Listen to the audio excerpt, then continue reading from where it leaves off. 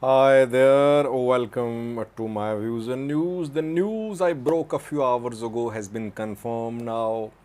Now we can analyze the Ethiopia Eritrea tension. Why is that Eritrean government made this big decision of banning all Ethiopian Airlines flights? Around 7 hours ago, I told you about a notification issued by Eritrean Civil Aviation Authority. The notification is about banning Ethiopian Airlines from operating in Eritrea. It will be applicable from the 30th of September, last date. 2 months time given by Eritrean government to Ethiopian Airlines. News confirmed. Question is, what led to this decision? Is it purely a decision made due to customer complaints, or there is something else behind this decision? Now I think we can analyze this situation. The official position of Eritrean government is that Ethiopian Airlines was providing very poor customer service to Eritrean passengers. Price hike, unfair price hike, ticket price hike, one of the reasons. Secondly, passengers' luggage stolen, damaged, lost, no losses recovered. Passengers complained, but Ethiopian Airlines did not rectify. That is why the government has made this key decision. So, is it just customer complaint which led to this decision, or something else is behind? Well, it's not just customer complaint, though I do know that Eritreans have been complaining about the way Ethiopian Airlines has been treating them. Around 3 to 4 months ago, I received information about the problems being faced by Eritrean passengers flying through Ethiopian Airlines. Yes, they have been facing problems. We cannot deny that. But at the core, at the heart of this decision is not just customer complaint. There is something else too.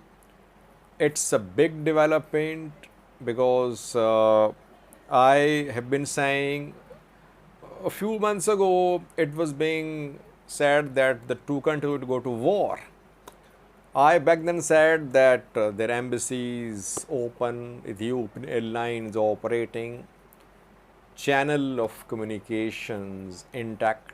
So it's just a media hype. Nothing is happening on the ground. But today's development is indicative of unresolved tensions between the two countries, which could not be de-escalated. So, what is the main reason? Well, a few months ago, around 3 months ago, what did Ethiopia do? Ethiopian government openly hosted an Eritrean opposition group. Brigade Nehamido members were allowed to organize a conference in Addis Ababa, very close to Eritrean embassy. Brigade Nehamido is Eritrean opposition group. It is anti-Eritrean government. It has been attacking pro-Eritrean government community programs across Europe, Israel, North America. And the Eritrean government says that Brigade Nehamido is basically a non-Eritrean entity backed by hostile intelligence agency and enemies of Eritrea. But Ethiopia openly allowed Brigade Nehamido to hold two meetings in Addis Ababa. They were seen waving Brigade Nehamido flag on the streets of Addis Ababa. Back then we said that Eritrea would respond. Response won't be sudden, but it will take its time. I think response has come, firstly. Secondly, what will Ethiopia do now? What will Ethiopian Airlines do? Will it try to rectify its shortcomings and ask Eritrean government to review its decision? That we'll see in coming hours. Maybe the Ethiopian Airlines will issue a statement to it's a business loss for Ethiopian Airlines. Ethiopian Airlines is a profitable entity. It earns billions of dollars each year. What about Eritrean passengers who transit through Ethiopia? There are several other airlines operating in Eritrea. Ethiopian Airlines is not the only airline. I think Fly Dubai operates there, Turkish Airlines too, a Saudi airline as well. All airlines operate to inform Asmara. And some have to transit through Ethiopia. Eritrean passengers have to transit through Ethiopia. If Ethiopia decides to ban the entry of all Eritreans on transit flights, what will happen? That's what I'm saying. It's a big development. We'll have to see how Ethiopia reacts now. Secondly, could Somalia join in as well? Somalia, Ethiopia definitely not on good terms since the start of this year, since the start of that MOU issue. Eritrea backing Somalia, Hassan Sheikh ke saath working on good terms. Somalia is hosting now Egypt Air, 2 flights a week. Egypt Air has started to Mogadishu. Egypt Air is operating in Asmara too. So someone will fill in the vacuum for Ethiopian Airlines in Asmara, maybe Egypt Air or some other airlines. So will Somalia join as well in banning Ethiopian Airlines from operating on its soil, banning Ethiopian Airlines from entering its airspace? That remains to be seen. If the decision is not just about customer complaints, we could see Somalia join Eritrea in banning Ethiopian Airlines. But that's just a speculation. It's not that we have received information internally from Somalia that it is planning to do that, but it could happen, I believe. What about issues in neighboring countries, Sudan? Since this morning, we have been receiving unconfirmed reports that Eritrea has expelled Sudanese ambassador. But in the process of confirming this news, one Sudanese news source reported that.